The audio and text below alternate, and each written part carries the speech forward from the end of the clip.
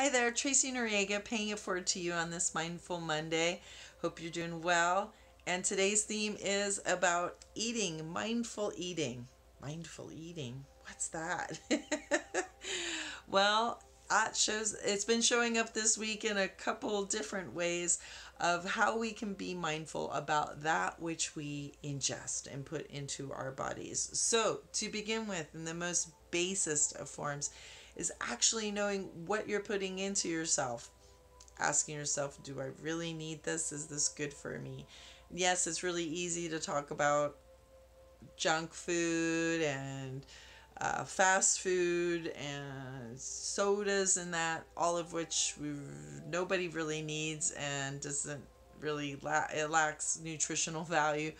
But I'm going even farther into many times we believe we're eating something that's good for us, but we haven't really checked it out. And I am talking about, in this case, the food of choice that became a big hot topic in the lounge was about yogurt. And everybody was talking about the different yogurts and what's the most healthiest yogurt, Greek, probiotic, whole milk, all this stuff, goat milk, everyone had an opinion. But in the end, one of the things that came up was, do you realize how much sugar is in your yogurt? Have you ever really read and seen if there is a high amount of sugar in that yogurt? It can go ahead and be 0% fat. It could be Greek yogurt or what have you and have tons of probiotics, but did they pump it up with a whole bunch of sugar? You're sitting there thinking you're eating something really good for you and it's got 15 grams of sugar in one serving. Not exactly what your body would be thanking you for. So that was something that came up, being mindful of actually looking at the ingredients of things that we believe are really good for us and may have these hidden ingredients. And sugar along with sodium are two big huge ones that go under the radar a lot of times if we don't check the labels. So that was one thing that came up. Another thing that came up was emotional eating. So this topic came up. I was with my sister. She has identified herself as an emotional eater. Many of us are. I know I can do that too. Chocolate's my go-to. But when you really realize that you're doing it because you're feeling some feeling or emotion that you don't want to, and then you're eating for that self-soothing, well, it can become a problem. And so I really commend her for being so conscientious and asking herself when she goes to reach for something, am I really hungry? Do I really need this? Do I want it, or is it connected to something else? So on one level there was that. But the other thing she was sharing with me was her realization. She knows she's got a real, sweets are her Achilles heel. So, and she's also kind of gluten intolerant, sensitive, and she loves baked goods. And on top of it, she's an awesome baker.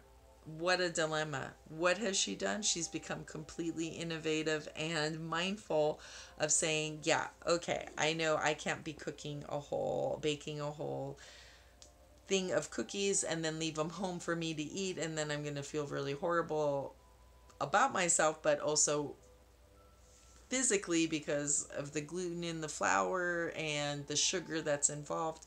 And so she's gotten really creative of looking at all the different ways, like diabetic recipes and gluten-free recipes, and coming up with stuff of her own to have healthy alternatives to satisfy those cravings that do exist, because they do exist, and you're not there to totally tell yourself you can't have any of it, but to be, again, mindful of the amount you're having, and if you can make it even healthier for you to ingest and enjoy, that's even better.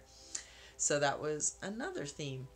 And then I had a woman in one of my coaching groups.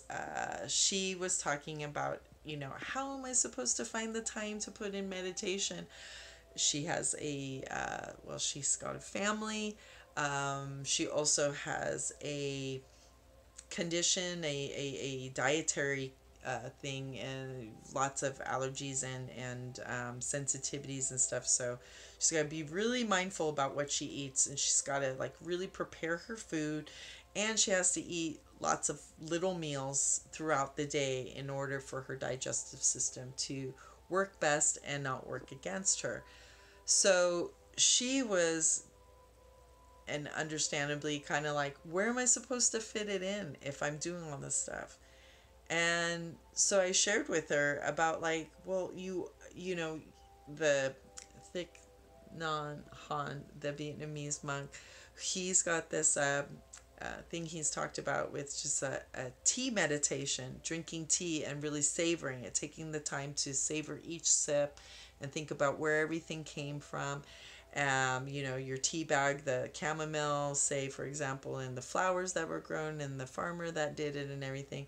But I was using that to be an analogy of saying, hey, you're doing that while you can be meditating while you're making your food. You can be meditating while you're eating your food and being grateful for it and whatnot. So being mindful of it, because that's really what meditation is being mindful as well, right? Mindful of your breath if you so choose to do that, or a walking meditation.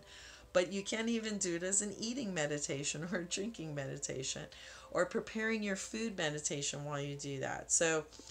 So many opportunities to really be mindful about our food, to be grateful for it, to really be informed about what are we eating, what are we putting in ourselves, and taking the time to enjoy it, savor it, and be grateful for all the hands that went into it, that brought it to you so that you could have it at that moment. So, with that, I ask you this week and challenge you to be mindful about what it is you're eating, and see what happens for you, what comes up. And please feel free to share this with someone else, comment below, subscribe, like, and pay it forward. So, anyway, hope you guys have a great Mindful Monday and rest of your week. And think about what it is you're eating, because you are what you eat. Cheers.